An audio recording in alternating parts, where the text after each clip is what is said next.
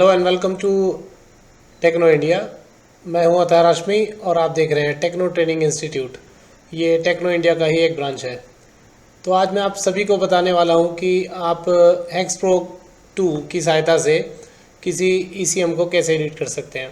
एक बहुत ही बड़ा लोगों ने मैस बना के रखा हुआ है, मैस मतलब बहुत बड़ा हुआ बना के रखा हुआ है कि 7.1 जो ECM है उसे खोलना काफ़ी मुश्किल है।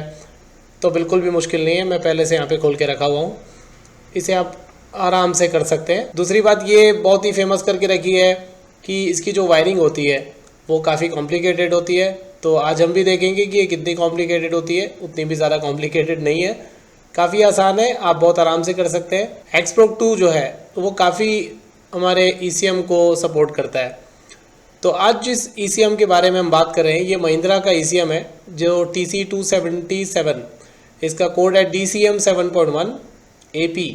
इसे हेक्स प्रो 2 की सहायता से किस तरीके से रीडिंग राइटिंग की जाएगी ये मैं आपको आज के वीडियो में बताने वाला हूँ। हेक्स प्रो 2 जो है वो काफ़ी फास्ट है, काफ़ी आपका समय बचाता है और इसका सपोर्ट जो है काफ़ी ECM में मौजूद है। बहुत से ECMs को आप इससे रीड कर सकते हैं। इम्पॉर्टेंट बात ये भी है कि हम इस पूरे वीडियो में कहीं पे भी सोल्डरिंग नहीं करने वाले, बल्कि हम BDM फ्रेम की सहायता से, ये जो आपको BDM फ्रेम दिखाई दे रहा है, इस BDM फ्रेम पे हम सीधा डायरेक्टली एक अच्छे क्वालिटी का हमारे पास प्रोब है तो इसकी तारीफ़ करने योग्य है क्योंकि ये काफ़ी हैवी होता है। इस पर स्प्रिंग भी बहुत अच्छी शानदार लगी हुई होती है।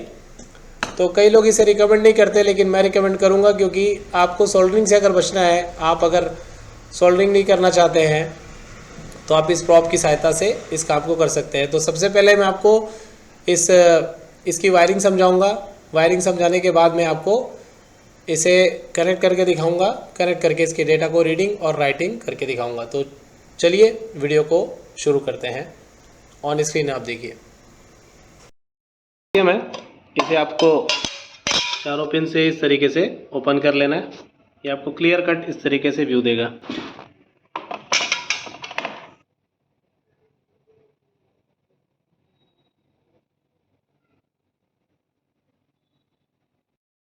अब बारी आती है हेक्स प्रो की।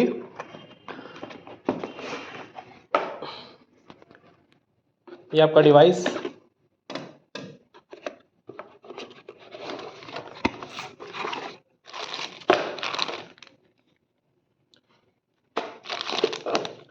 इन तीनों केबल की हमें ज़रूरत पड़ेगी तो इसे आप सबसे पहले कनेक्ट कर लेंगे। तो ये प्लग करने के बाद में सबसे खास बात आपको मैं ये बताना चाहता हूँ, ये जो आपको दो केबल दिखाई दे रही है ऑरेंज और येलो, ये हमेशा कैन हाई और कैन लो के लिए ही लगेंगी। इस बात का आपको ध्यान रखना है।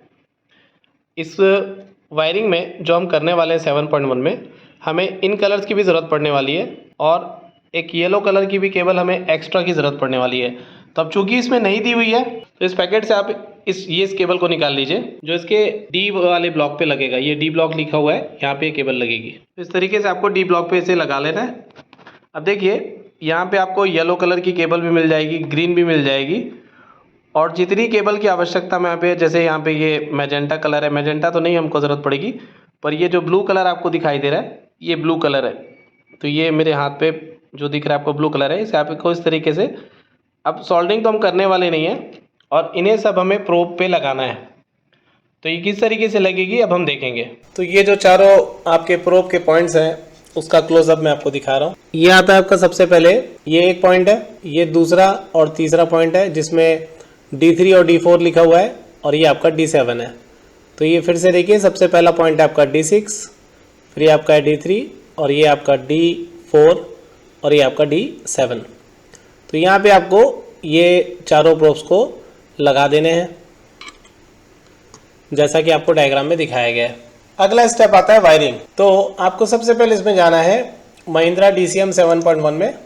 यहाँ पे आपको चुनाव करना है वायरिंग का। इस पे वायरिंग में केवल आप देख लीजिए यहाँ पे ध्यान से कि इस ECU में आपको केवल बूट मोड ही मिलता है। आपको यहाँ पे कभी भी जब भी आप ECU से चुनाव करेंगे तो आपको केवल बूट मोड ही मिलेगा। यदि आप इसका चुनाव करना जाना चाहते हैं तो यहाँ पे आप देखेंगे TCM 7.1 AP में TC271 में केवल बूट मोड अवेलेबल होता है, बेंच मोड या OBD मोड यहाँ पे अवेलेबल नहीं है। तो यहाँ पे आप बूट मोड में नेक्स्ट करेंगे नेक्स्ट करने के बाद में जब वायरिंग डायग्राम पे क्लिक करेंगे तो ये इसकी वायरिंग डायग्राम आ गई। तो ये सेम ECM आपके सामने में जो यहाँ पे खुला हुआ दिख रहा है इस स्क्रीन पे, वही ECM के यहाँ पे फोटो आएगी और इस तरीके से आपको वायरिंग करनी है। यहाँ पे एक रेड, 3 रेड लगेंगी टोटल। आप देखिए यहाँ पे 3 रेड लगी हुई है।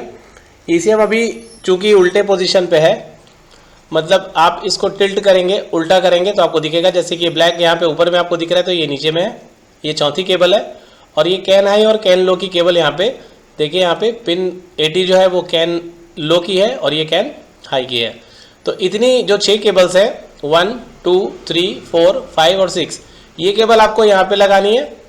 और साथ ही साथ आपको यहाँ पे बताया जा रहा है, यहाँ पे देखिए ये जो प्रोसेसर है, यही प्रोसेसर का नाम यहाँ पे डिस्प्ले होता है। ये जो 277 आपको दिख रहा है ट्राइकोर, मैं आपको दिखा देता हूँ। ये देखिए यहाँ पे बिल्कुल क्लियर दिख रहा है, प्रोब्स के नीचे में इन्फिनियन का ट्राइकोर प्रोसेसर है ये। इसके नीचे वाली लाइन में यहाँ पे लिखा हुआ है TC277T-64।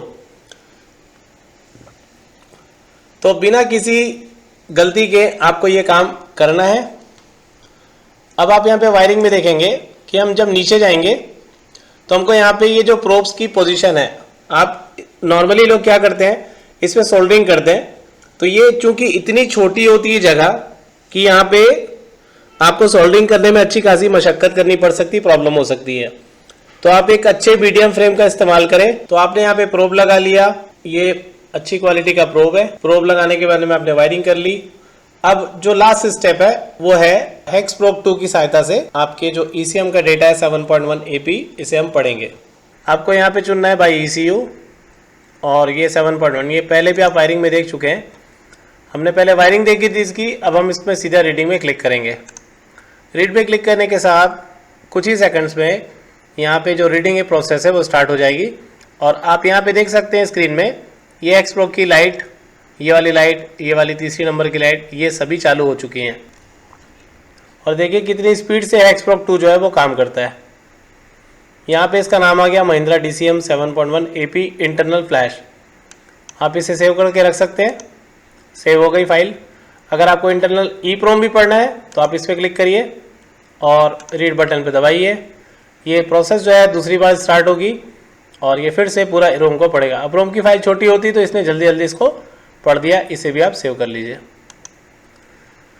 आपका काम खत्म हो चुका है। इसी तरीके से अगर आपको कोई फाइल राइट करनी हो तो आप राइट पे जाइए। राइट पे जाने के बाद जो फाइल आपके पास इस ECM से रिलेटेड पड़ी हो, ध्यान से केवल उसी फाइल को आप सेलेक्ट करिए। जैसे मैं अभी इसी फाइल को इस पर राइट करना चाहूँ तो ओपन करूँगा और यहाँ पे हमने चुन के रखा है इंटरनल EEPROM, तो मुझे EEPROM का ही चुनना है, ये वाला। और अगर मैं फ्लैश फाइल चुनता हूँ तो मुझे यहाँ पे फ्लैश ही चुनना पड़ेगा। तो यहाँ पे मैं EEPROM का चुनाव करके ओपन करता हूँ। अब ये राइटिंग प्रोसेस जो है वो स्टार्ट होगी और देखिए कंप्लीटेड हो चुकी है। तो ये था हमारा आज का लेक्चर। उम्मीद है आपको पसंद आया होगा।